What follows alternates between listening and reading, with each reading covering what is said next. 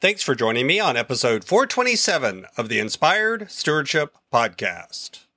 I'm Shannon Miles from Belay. I challenge you to discover your calling and find your third option so you can be empowered to live every day to the fullest.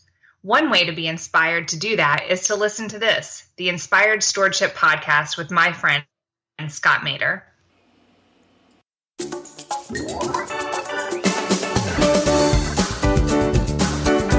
And that's part of what we have to do with our tongue. We have to not only remain silent, but we also have to use our tongue to speak out and show our spirit when somebody is doing or saying something that is harmful, that is hurtful, that is inappropriate, that is wrong.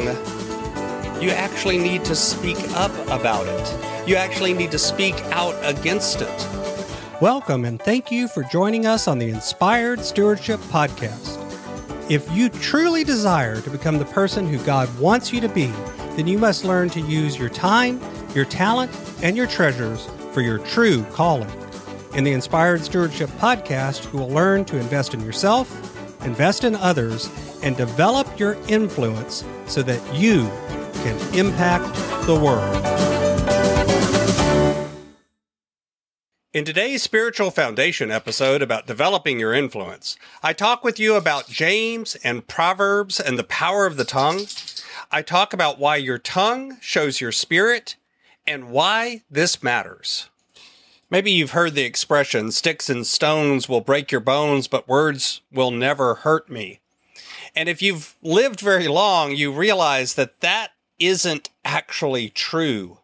The truth is that the words that we use have a great deal of power to affect ourselves, to affect others, to affect our life, and to affect our relationships. The truth is that the words we use tell us lots of things about who we are and how we feel and how we express that feeling to others. You know, just a few of the passages in the Bible, and there are a lot more that talk about the power of the tongue. There's a lot in James and in Proverbs. Both of these are sort of wisdom literature, which are talking about how to live your life in relationship so that you reflect the love of God. So as an example, James chapter 3, verse 5. So also the tongue is a small part of the body, and yet it boasts of great things. See how great a forest is set aflame by a small fire. Proverbs chapter 17, verses 27 through 28. He who restrains his words has knowledge, and he who has a cool spirit is a man of understanding. Even a fool, when he keeps silent, is considered wise. When he closes his lips, he is considered prudent. Proverbs chapter 21, verse 23. He who guards his mouth and his tongue guards his soul from troubles. James chapter 1, verse 26. If anyone thinks himself to be religious and yet does not bridle his tongue but deceives his own heart, this man's religion is worthless. See, there's lots of warnings in the Bible about how we use our tongue, because the truth is the way we express ourselves, the way we talk to people, the way we talk about people, the way we talk about ourselves, these things matter. How you use your tongue shows the spirit behind your words. You know, one of the things that I've said about myself before is that sarcasm is my love language. And the fact is, I have a very sarcastic sense of humor. But the problem with that is there have been times that has ended up hurting people around me because they don't understand the sarcasm. And so I've learned over the years to try to guard some of my sarcasm. Oh, I'm still sarcastic with the people that are closest to me and understand the meaning behind it, the emotion behind it, the intent behind it. But I try to not be as sarcastic with somebody that I first met now. Because what I found is there are times that sarcasm comes across as mean.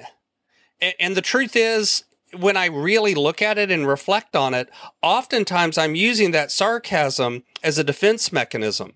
It's something that I can do because I am a bit of an introvert. I don't always like being in large groups of people, and I can kind of use sarcasm as an attempt to keep people from getting too close to me.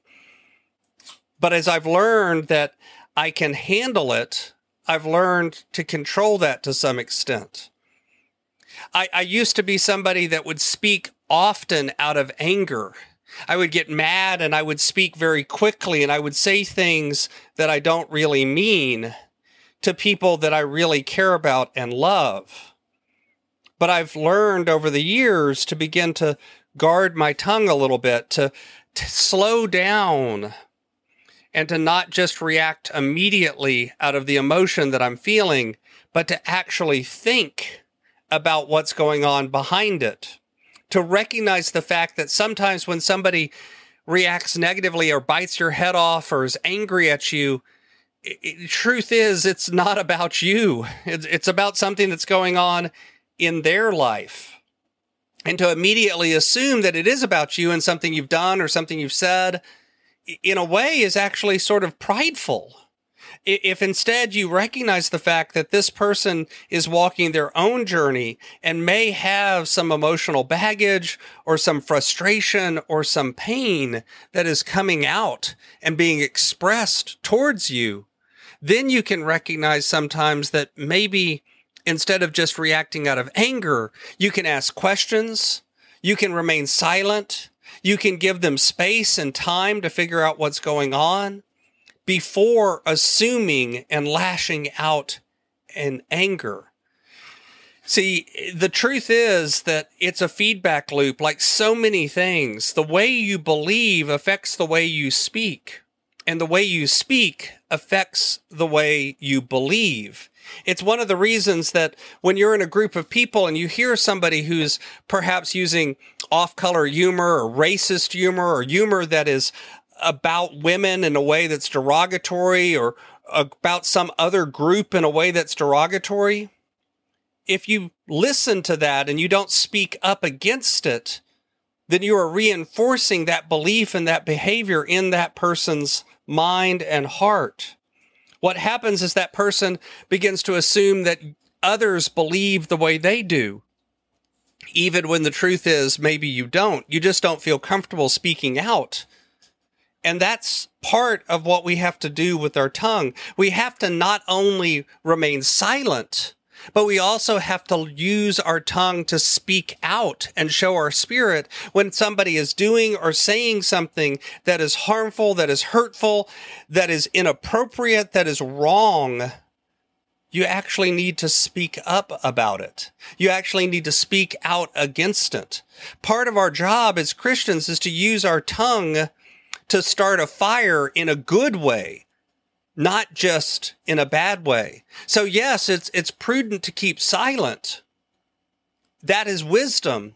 But also it is prudent to speak up whenever something is going on that's an injustice in the world, and to speak out against that injustice. That's part of what our job is as Christians, is to speak up for justice and to speak up for the oppressed, to speak up for those who cannot speak up for themselves. So it's bridling your tongue, but that doesn't only mean remaining silent. That means controlling your tongue, using it for a purpose. Like when you put a bridle on a horse, it doesn't mean the horse doesn't run, but it means the horse runs under control. I think that's what James and Proverbs is telling us, is to remain silent whenever we're speaking out of harm or anger or fear, but to speak out whenever we see injustice and pain in the world, and defend against that as well. Thanks for listening.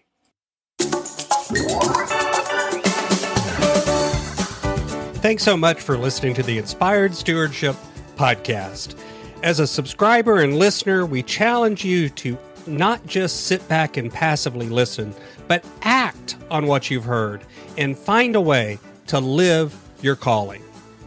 If you enjoyed this episode, do me a favor. Go over to facebook.com/inspired stewardship And like our Facebook page and mark it that you'd like to get notifications from us so that we can connect with you on Facebook and make sure that we're serving you to the best of our abilities with time and tips there. Until next time, invest your time, your talent, and your treasures. Develop your influence and impact the world.